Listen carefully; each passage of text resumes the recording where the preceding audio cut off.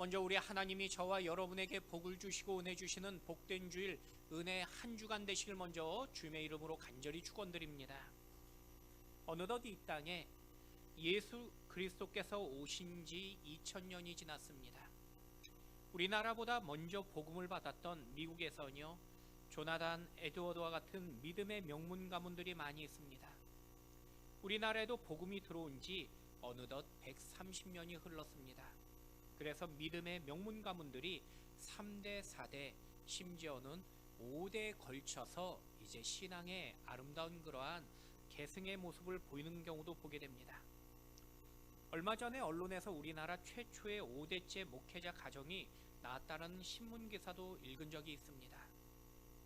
가정과 교회는요, 하나님의 축복이며 하나님께서 우리에게 주신 아름다운 제도입니다.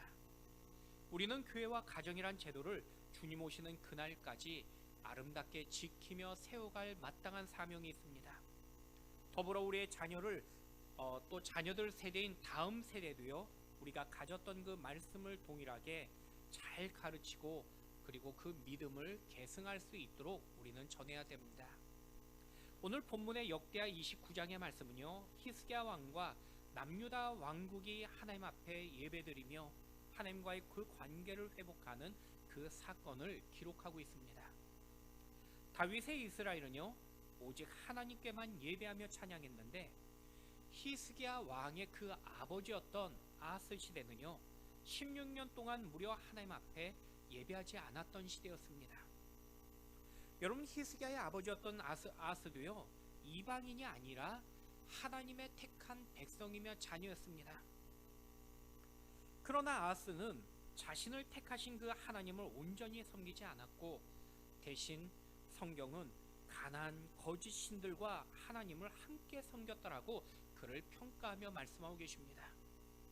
하나님께 마땅히 예배드려야 할 장소에서 오히려 하나님을 반역하고 하나님이 가장 싫어했던 바알과 심지어는요, 다메섹 신들에게 자신 자녀들을 제물로 바치기까지 했던 것입니다.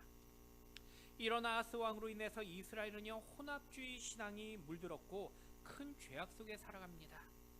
하지만 하나님은 이스라엘을 버리지 아니하시고 포기하지 아니하십니다.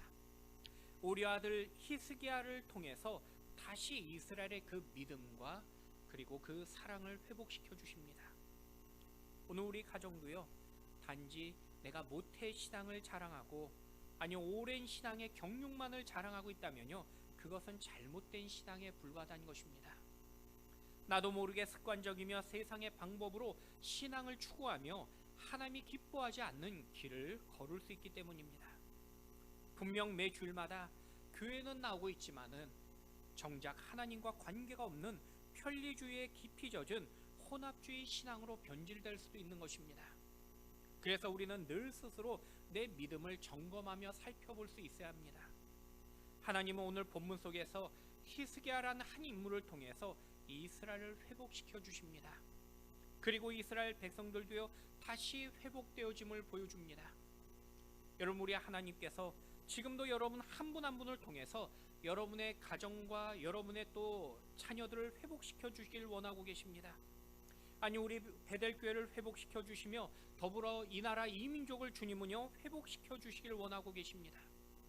그렇다면 가정의 달, 특별히 5월을 통해서 우리는 어떻게 하나님이 기뻐하는 우리의 가정, 또 우리의 교회, 이 나라 이 민족의 모습이 될 수 있다라고 성경은 말씀하고 계실까요? 첫 번째는요, 마음의 문을 열어야 한다고 말씀하고 계십니다. 오늘 본문을 살펴보시면은 다음과 같은 질문을 하게 됩니다. 왜 하나님을 온전하게 경외해야 되는 것인가? 물론 많은 이유가 있습니다. 하지만 그 중에서도 우리 가정에서 부모와 자녀 세대가 영적인 영향을 서로 교류하기 때문이라는 것입니다. 즉, 부모 세대가 하나님을 잘 믿으면요, 자녀 세대가 하나님을 잘 믿는 그러한 결과가 나타납니다. 반대로 부모 세대가 하나님을 잘 믿지 않으면요, 자녀 세대도요, 하나님과 멀어지는 결과를 보이더라는 것입니다. 쉽게 말씀드리면은 이 자녀들은요, 부모의 신앙으로 부모보다 더 복을 받던지 아니면은 부모가 누렸던 복과는 멀어지던지 둘 중에 하나의 그 선택의 결과를 나타내더라는 것입니다. 중요한 사실은요, 모두 부모의 신앙의 결과라는 사실입니다. 오늘 본문이요, 먼저 히스기야의 치적을 이렇게 말씀하십니다. 우리 2절과 3절 말씀 다시 한번 읽어보도록 하겠습니다. 히스기야가 그의 조상 다윗의 모든 행실과 같이 여호와 보시기에 정직하게 행하여 첫째 해 첫째 달에 여호와의 전문들을 열고 수리하고. 여러분, 오늘 성경을 보시면은 하나님께서 히스기야의 그 모습을 기뻐하셨다고 말씀하고 계십니다. 구체적으로 기뻐하셨던 그 히스기야의 행실을 3절에 보니까요, 여호와의 성전을 열고 수리했기 때문이라고 말씀하십니다. 하나님은 성전문을 활짝 열고 성전을 수리했던 이 히스기야 왕을 가장 먼저 그의 업적이며 치적이라고 말씀하고 계십니다. 그런데 여기서 문을 열다라는 말씀이 있으면요, 분명히 과거에 문을 닫았다라는 그러한 사건이 있었을 것입니다. 하나님께서 성전문을 열었다는 사실에 기뻐하셨지만은 하나님이 기뻐하지 않으셨던 성전문을 닫아버렸던 그런 사건이 분명 앞서 있었던 것입니다. 그런데 그 사건이 바로 앞장인 역대하 28장의 사건이었습니다. 우리 역대하 28장 24절 말씀 같이 한번 읽어보겠습니다. 아하스가 하나님의 전에 기구들을 모아 하나님의 전에 기구들을 부수고 또 여호와의 전 문들을 닫고 예루살렘 구석마다 제단을 쌓고. 여러분, 성경을 보시면요, 성경에서는요, 각 사람마다 하나님께서 그에 대한 평가를 하십니다. 그런데 여기 지금 히스기야 바로 앞의 왕, 즉 히스기야의 아버지였던 아하스에 대한 그 치적을 평가했던 말씀이 있습니다. 아하스가 왕이 되어서 했던 일은 오직 하나님의 성전 기명을 부수고 성전문을 닫았던 것이라고 성경은 말씀하고 계십니다. 그런데 아하스 왕이 하나님을 멀리하고 대적했던 그 이유가 있었습니다. 여기 이제 아하스의 할아버지부터 우리가 살펴보게 됩니다. 그의 할아버지가 우시야라는 왕이었습니다. 그런데 우시야 왕은요, 처음에 하나님 앞에 정직했던 왕으로 기록되어져 있습니다. 그가 처음에 왕이 되어서는요, 하나님을 잘 섬기고요, 또 성전에서 그는 열심히 믿음 생활했던 왕이라고 기록합니다. 그런데 하나님께서 그를 정직함으로 그가 통치한 동안에 복을 주십니다. 은혜 가운데 부강케 하십니다. 문제는 잘 되어지고 복 받으니까 그의 마음에 처음에 그 은혜 받았던 마음이 변질되어지고 이제 겸손이 교만함으로 변해버립니다. 교만해진 이 우시야 왕이 행했던 그의 일을 하나님은요, 기뻐하지 아니하셨습니다. 그가 성전에서 당시에 제사장만이 드릴 수 있는 그 분향을 이 우시야가 행합니다. 그때 하나님께서는 그에게 즉시 나병을 내리셨습니다. 여러분, 그 일을 보고 가장 충격을 받았던 사람이 누구냐면 우시야의 아들이었던 요담이었습니다.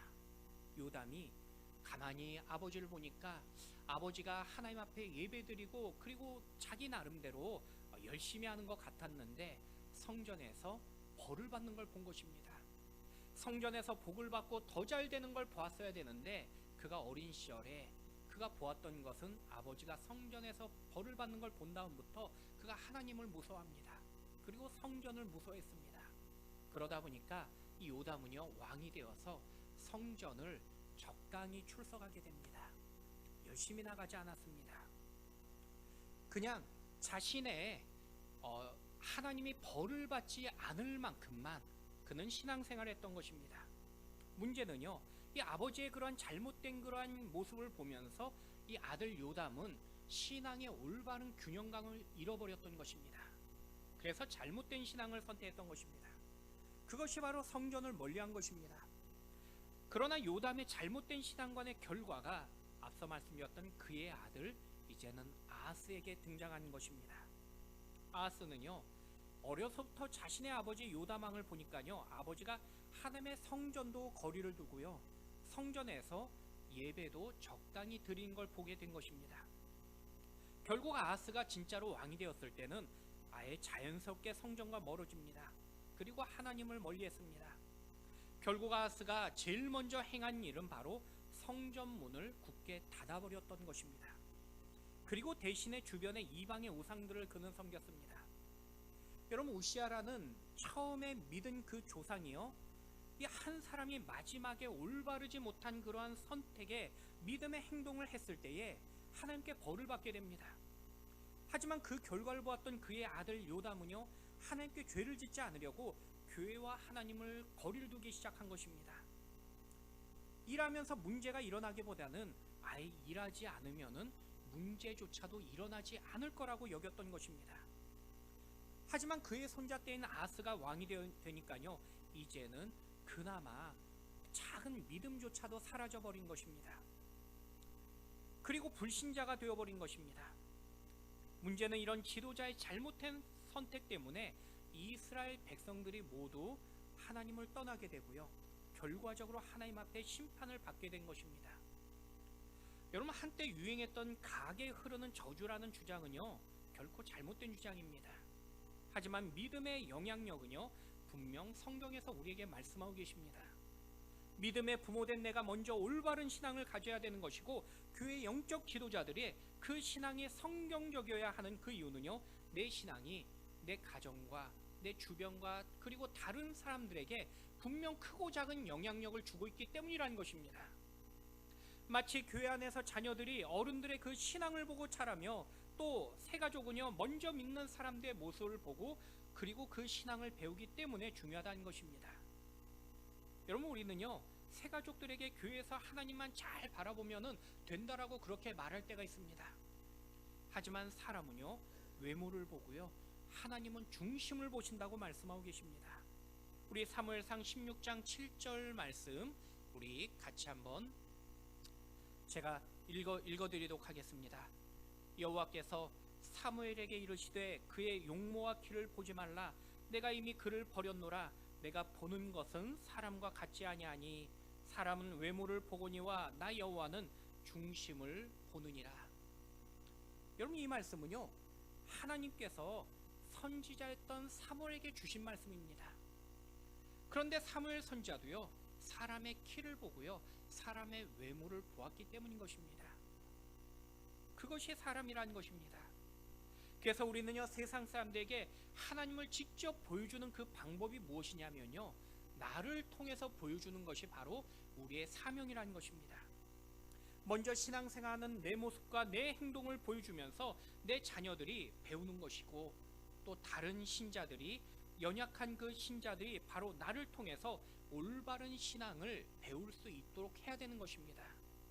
그래서 우리는요, 신앙의 좋은 모범이 되어야 된다라고 성경은 늘 우리에게 가르쳐주고 말씀하고 있는 것입니다. 왜냐하면 내 모습이 가정에서, 교회에서 크고 작은 영향력으로 나타나고 있기 때문인 것입니다. 여러분, 내 신앙이 다른 사람에게 좋은 열매를 맺을 수 있는 여러분의 믿음의 모범이 될 수 있길 축원드립니다. 제가 꿈꾸는 목회 중에서 한국 교회를 향한 꿈이 있습니다. 그것은 다름이 아니라요, 우리 교회가 늘 모범이 되는 그런 교회가 되길 원하는 것입니다.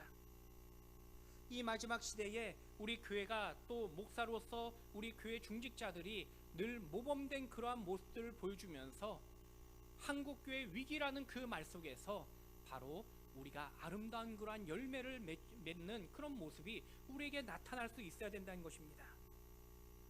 한국교회가 장로님들 때문에 더 이상 성장하는데 방해된다고 말하지만은, 저는 우리 베델교회 장로님들이 어떻게 하는 것이 정말 성경적이며 참다운 장로의 모습인지를 보여주길 원한다는 것입니다. 더불어서 우리 믿음의 부모들의 모습이 어떤 것이 정말 믿음의 부모의 모습인지를 우리 베델교회가 보여주길 원하는 것입니다. 여러분, 우리의 신앙의 모범을 보여서 세상의 빛과 소금의 역할을 감당하는, 또 그리스도의 향기를 드러내는 우리 교회가 될 수 있기를 다시 한번 주님의 이름으로 간절히 축원드립니다. 오늘 히스기야 왕은요, 남유다의 왕이었습니다. 유다에는요, 총 20명의 왕이 있었지만은 그중 12명의 왕이 악한 왕이었고요, 단 8명만이 선한 왕이었다고 성경은 기록하고 있습니다. 오직 그들이 착한 행실을 하고 의로웠기 때문에 선한 왕이라고 말씀한 것은 결코 아닙니다. 하나님을 의지했기 때문에 성경은 그를 선하다고 말씀하고 있는 것입니다. 여러분, 우리의 선함은요, 하나님을 온전히 의지할 때 나타나는 은혜의 열매라는 것입니다. 하나님을 의지하는 그 모습은요, 바로 하나님을 더욱더 가까이 하는 삶에서 나타나는 것입니다. 그런데 하나님을 가까이 하기 위해서는요, 먼저 하나님을 향해서 내 마음의 문을 활짝 열어야 됩니다. 여러분, 오늘 히스기야 왕도요, 선대의 악행과 달리 닫힌 성전의 문을 활짝 열고 자신의 마음 문도 하나님을 향하여 더욱 활짝 열었습니다. 여러분, 먼저 하나님을 향한 마음의 문을 활짝 열고 주님 앞에 더욱더 가까이 나아가는 오늘 저와 여러분의 귀한 믿음의 모습이 되시기를 우리 주님의 이름으로 간절히 축원드립니다. 두 번째는요, 성결한 삶을 살아야 한다고 말씀하고 계십니다. 남유다 왕국은요, 아스 왕이 다스린 동안에 앞서 말씀드렸던 것처럼 하나님을 멀리했습니다. 하지만 히스기야의 아버지였던 아스 시대는요, 이제 지나가고 그의 아들인 히스기야의 그 통치 시대가 되어집니다. 히스기야는 아버지의 신앙을 따르지 않고요, 어머니의 신앙을 따랐습니다. 그래서 성경을 우리 읽었지만 1절에 아버지의 이름을 기록하지 않고 어머니의 이름을 기록했던 것입니다. 바로 믿음의 어머니의 그 영향으로 그는요, 제일 먼저 행한 것이 바로 닫혔던 성전의 문을 열고 이제는 성전을 깨끗하게 청소합니다. 오늘 본문 17절을 보시면요, 히스기야가 성전 청소를 무려 8일 동안 했다라고 성경은 기록하고 계십니다. 여기 본문에서 성전을 성결케 했다는 말씀은 단순하게 대청소만을 의미한 것은 아닙니다. 우리 오늘 본문 5절 말씀 같이 한번 읽어보도록 하겠습니다. 그들에게 이르되 레위 사람들아 내 말을 들으라. 이제 너희는 성결하게 하고 또 너희 조상들의 하나님 여호와의 전을 성결하게 하여 그 더러운 것을 성소에서 없애라. 신방하다 보면요, 어떤 가정은 참 정말로 잘 정돈되어지고 깨끗하다라는 그런 마음이 들 때가 있습니다. 근데 어떤 가정을 들어가면요, 참 좀 더 정리를 하셨으면 좋았을 텐데라는 아쉬운 마음이 들 때가 있습니다. 심지어는 제가 예배드리기 전에 잠깐 좀 청소 좀 도와드리고 싶은 마음이 들 정도입니다. 오래전에 한 가정의 신방을 갔는데요, 이 속옷을 거실에 걸어 놓으시고 김치 냉장고 위에다가 그리고 빨래를 널어 놓으신 것입니다. 아니, 더 마음이 힘들었던 건요, 싱크대에 이 설거지를 얼마나 오랫동안 안 하셨는지 파리가 가득한 것입니다. 제가 설교하면서 파리 쫓느라고 고생했던 기억이 있습니다. 여러분, 이처럼 사실은요, 깨끗한 집도 있고요, 더러운 집도 있더라는 것입니다. 어떤 분들은요, 깨끗한 집과 더러운 집의 차이점이 이 쓰레기가 나오는 양의 차이라고 그렇게 말씀하십니다. 목사님, 우리 집에는요, 쓰레기가 너무 많이 나오기 때문에 도저히 감당이 되지 않아서 깨끗할 수가 없습니다라고 그렇게 말씀하시는 그런 말씀을 듣기도 합니다. 하지만 사실 어떤 집에 살든 여러분, 쓰레기는 많이 나오더라는 것입니다. 여러분, 깨끗한 집과 더러운 집의 차이점은요, 쓰레기가 얼마나 많이 나오냐의 그 양의 문제가 아니라 그 사람이 쓰레기를 얼마나 자주 치우느냐의 그 차이점이더라는 것입니다. 죄 문제도 동일합니다. 여러분, 세상 사람들은요, 사람마다 서로 비교하면서 죄가 없는 사람, 있는 사람이라고 말할 때가 있습니다. 그러나 로마서 3장 10절의 말씀해 보니까요, 의인은 없나니 하나도 없다라고 말씀하고 계십니다. 여러분, 이 땅에 죄 없는 사람은요, 아무도 없다라는 것입니다. 우리는 의로워서 의인이라고 칭함받은 것이 아니라 오직 예수 그리스도로 인해서 의롭다고 칭함받았을 뿐이라는 것입니다. 우리의 행위가 아니라 오직 은혜라는 것입니다. 그래서 우리는요, 의롭다 칭함을 받은 의인답게 살아가야 되는 것입니다. 이처럼 우리는 날마다 우리 죄에 대한 고백이 필요하고요, 그리고 죄에서 날마다 돌이켜야 되는 것입니다. 여러분, 우리가 하나님 앞에 관계가 회복되려면요, 우리 삶을 먼저 성결케 해야 되는 것인데, 그런데 그 성결케 하는 그 비결이 바로 우리의 죄를 날마다 주님 앞에 고백하고 돌이키는 것입니다. 그런데 문제는 하나님께서 우리에게 복을 주시길 원하시지만은 우리는 여전히 그 복을 받지 못한 이유가 죄의 문제를 우리가 여전히 붙잡고 반복하면서 그 죄의 습관에서 벗어나지 못하기 때문인 것입니다.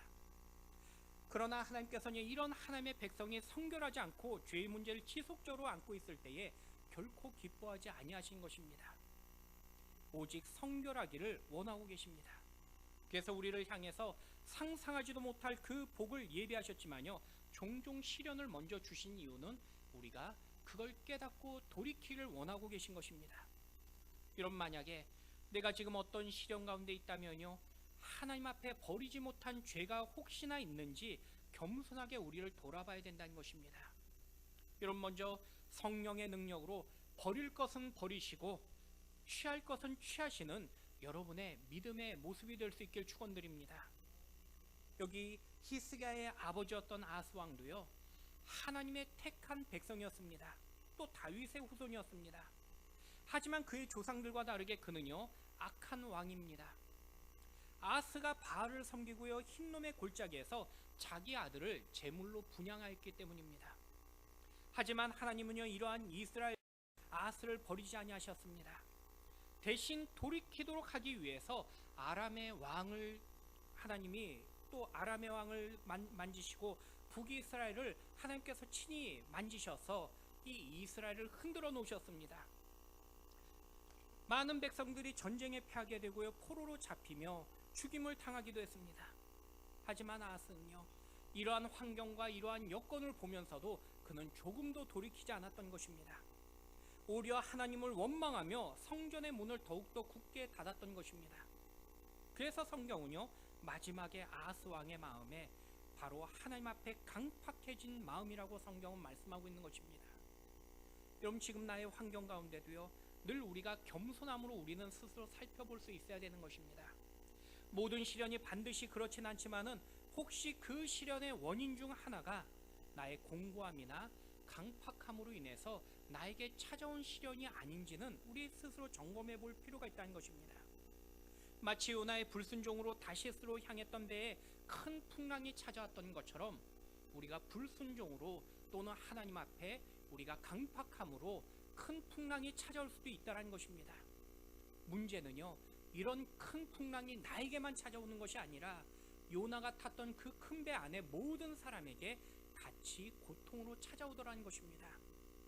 다시 말씀드리면은 나 하나로 인하여 내 주변이 복을 받을 수도 있고 나 하나로 인하여 내 주변이 심판과 시련을 받을 수도 있다는 것입니다. 그래서 우리 그리스도인들은요, 날마다 하나님 앞에 성결케 하며 거룩함으로 우리의 삶을 돌아보고 주님을 기쁘게 하는 삶을 살아가야 되는 것입니다. 여러분, 오늘도 저와 여러분의 삶이 우리가 죄를 돌이키고 더욱더 주님 앞에 가까이 나가며 하나님이 기뻐하는 삶을 살아감으로 인하여 내가 복을 받고 내 주변이 복을 받는 복의 근원이 바로 여러분 되시기를 우리 주의 이름으로 간절히 축원드립니다. 마지막 세 번째는요, 또한 섬김과 이제는 헌신의 마음을 우리에게 말씀하고 계십니다. 우리 본문 18절 말씀 같이 한번 읽어보도록 하겠습니다. 안으로 들어가서 히스기야 왕을 보고 이르되 우리가 여호와의 온 정과 번제단과 그 모든 그릇들과 떡을 진설하는 상과 그 모든 그릇들을 깨끗하게 하였고. 여러분, 오늘 본문에 보니까요, 이제 모든 성전을 다 고치고 수리한 이후에 이스라엘 백성들을 모읍니다. 히스기야가 제일 먼저 모았던 사람은요, 레위 지파와 제사장들이었습니다. 보통 왕 같으면요, 어떤 새로운 정책이나 일을 추진할 때 이 왕족이나 귀족들 그리고 부유한 사람들을 먼저 모아놓고 그들에게 정책을 설명합니다. 그러나 히스기야는요, 귀인들이나 당시의 유력자들을 먼저 불러 모으지 않았습니다. 오히려 그런 사람들은요, 나중에 부르고 제일 먼저 불렀던 사람들이 바로 제사장과 레위 지파의 사람들이었습니다. 그리고 그들에게 지금까지 행했던 이스라엘의 죄악을 말하고요, 성전을 회복해야 한다라고 선포합니다. 레위 지파는요, 아스 왕 때에 멀리했던 그 성전을 성결케 하기 위해서 이제 성전의 더러운 것들을 다 치우고 성전 기구들을 고쳤습니다. 28절 말씀해 보니까요, 레위 지파 사람들이 다른 지파보다 먼저 그리고 하나님 앞에 번제로서 예배하는 그 모습을 성경은 말씀하고 계십니다. 그것을 보았던 이스라엘 백성들도요, 레위 지파를 따라서 자신들도 하나님 앞에 번제로 예배하며 나아갔습니다. 여러분 성경을 보시면요, 성경 구약에 당시에 12지파가 등장합니다. 그런데 이 12지파 중에서 유일하게 자신의 소유가 없었던 지파가 있었는데 그것이 바로 레위 지파입니다. 이 당시 레위 지파는요, 자신들의 소득이 따로 없고 대신에 이 다른 지파들의 섬김을 통해서 그들은 생계를 유지했던 것입니다. 그런데 오늘 본문 12절 말씀에 보면요, 이스라엘의 12지파 중에서 제일 먼저 헌신했던, 자신의 것으로 헌신했던 그 지파가 누구냐면요, 바로 레위 지파였습니다. 그리고 28절 말씀에 보니까요, 레위 지파는요, 하나님 앞에 그들은 헌신했다라고 그렇게 말씀하고 계신 것입니다. 여러분, 헌신은요, 물질의 소유한 양의 순서대로 하는 것이 결코 아니라는 것입니다. 대신에 은혜 받은 그 순서대로 하는 것이 법칙입니다. 먼저 은혜 받으면요, 헌신한 것이고요, 은혜 받기를 소원하는 자들이 또 헌신한 것이 바로 하나님의 법칙이라고 우리에게 말씀하고 계신 것입니다. 더불어 이러한 그리스도인들의 그 희생과 헌신이 이제는 다른 이들에게 영향력을 주는 것이며, 그 헌신의 그 모범을 따라서 다른 사람들이 또한 헌신하게 되는 그 열매를 성경은 우리에게 가르쳐주고 계신 것입니다. 여러분, 헌신하는 것은요, 바로 내가 희생하고 섬기는 것이 바로 헌신이라는 것입니다. 요즘 도로마다 이 자전거 전용 도로가 많이 있습니다. 부산에서 서울까지 자전거 도로가 연결됐을 뿐만 아니라요, 전국에 찾아보니까 무려 3114km의 자전거 도로가 우리나라에 만들어져 있다고 합니다. 그래서 전국의 자전거 이 동호회가 많이 활성화되어 있다는 그런 기사도 얼마 전에 본 적이 있습니다. 그런데 자전거를 탈 때 반드시 안전을 위해서 사용하는 것이 헬멧입니다. 그런데 재밌는 사실은요, 이 좋고 비싼 헬멧일수록 그 안이 쉽게 부셔지고 깨진다는 사실입니다. 제 상식으로는 좋은 헬멧은 단단하고 그리고 그것이 부셔지지 않을 만큼 튼튼해야 될 거라고 그렇게 생각했는데, 그런데 만약에 헬멧이 부셔지지 않으면은 그 머리가 부셔진다고 합니다. 그래서 좋은 헬멧일수록 머리가 다치지 않고 대신에 헬멧이 쉽게 부셔지는 그 특징이 있는 것이 이 좋은 헬멧의 특징이라고 말합니다. 여러분, 헌신의 원리도 이와 같다는 것입니다. 먼저 예수님께서 희생하시고요, 헌신하심으로 우리가 더 큰 축복을 누리게 된 것입니다. 마찬가지로 주님을 따르는 우리도 이제는 다른 사람을 위하여 먼저 헌신의 모범을 볼 수 있을 때에 주님은요, 우리에게 복을 주시고 다른 사람들은 나를 보면서 감동과 은혜를 받을 수 있게 하신다는 것입니다. 마치 한 알의 밀알이 단지 씨앗으로만 그대로 남아있으면 열매가 결코 없지만은 이제 그 씨앗이 땅 속에서 부서지고 싹이 나고요, 열매가 생긴 것과 같다는 것입니다. 마찬가지로 우리의 희생과 헌신이 바로 다음 세대와 가정을 세우며 우리의 이웃을 살린다라고 말씀하고 계십니다. 그래서 우리는 주님 앞에서 직접 십자가의 그 희생과 헌신을 우리에게 먼저 보여주셨고, 그리고 우리도 그 헌신의 모범을 우리도 이제는 배우며 그리고 섬김과 나눔으로 우리는 나타낼 수 있어야 되는 것입니다. 여러분, 오늘 본문의 레위 지파도요, 지금 이스라엘의 다음 세대를 세우며 민족을 회복시키기 위해서 제일 먼저 하나님 앞에 자신의 소유를 가지고 헌신했다라고 성경은 말씀하고 있는 것입니다. 내가 가진 시간, 내가 가진 물질, 내가 가진 건강을 헌신하고 희생했을 때 우리 주님은 그 헌신과 그리고 그 희생을 통해서 하나님은 아름다운 열매를 맺게 해주신 것입니다. 여러분, 오늘 우리가 누린 이 시간도요, 우연히 찾아온 것이 아니라 이미 앞서 누군가의 그 헌신의 열매를 우리는 누리고 얻고 있는 것입니다. 이제 주님은 다시 그 섬김과 헌신의 그 모습을, 그 주인공이 바로 내가 되기를 원하고 계신 것입니다. 여러분, 이 시간 내가 가진 건강, 물질, 시간 그리고 재능의 그 헌신을 통해서 하나님 앞에 더욱더 아름답게 쓰임받고 또 다른 이들에게 기쁨이 되어지는 저와 여러분이 될 수 있기를 축원드립니다. 말씀을 맺겠습니다. 1910년이었습니다. 호주의 한 선교사 부부가 부산항에 도착합니다. 바로 맥켄지 선교사님입니다. 이후 맥켄지 선교사님이 조선에 왔던 이유는요, 모두에게 외면받는 사람들이 가장 많기 때문이라고 그분은 그렇게 고백했다고 합니다. 그만큼 부산은요, 복음의 쉬운 곳은 결코 아니었습니다. 그럼에도 불구하고 부산에 도착했던 맥켄지 선교사님은 가난과 질병으로 고통하는 당시의 부산 시민들에게 헌신적으로 복음을 증거하고 또 그들을 위해서 또 의로 선교를 했습니다. 특히 가족에게조차 거절당했던 당시의 이 나병 환자들을 모아서 지극정성으로 섬기게 됩니다.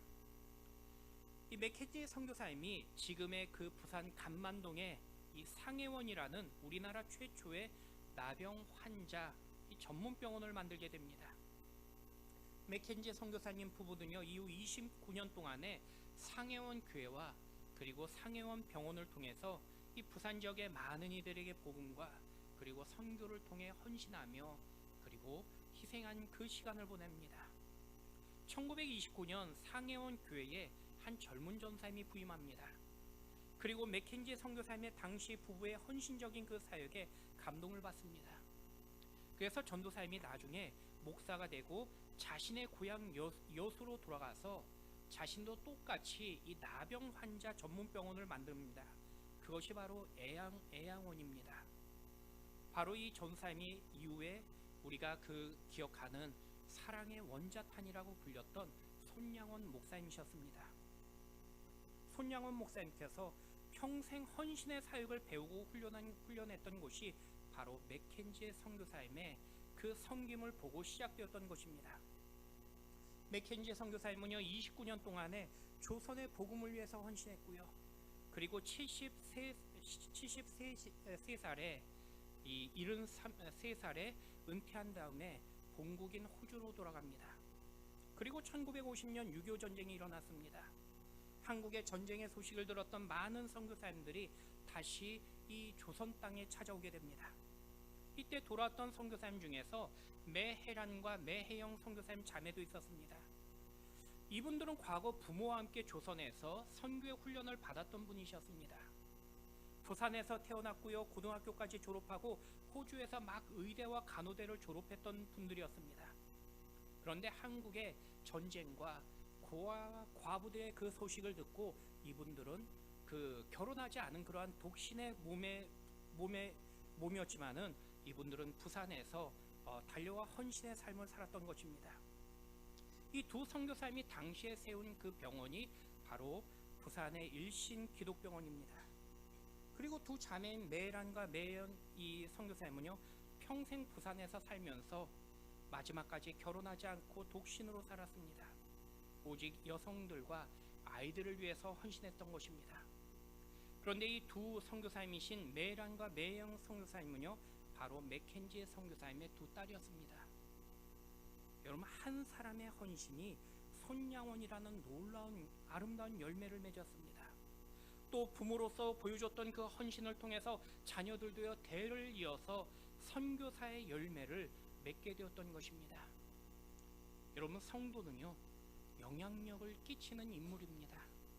내가 원하든 원하지 않든 상관없이 내 말과 행동은 분명 나의 가족에게 또 주변 사람들에게 영향력을 끼치더라는 것입니다.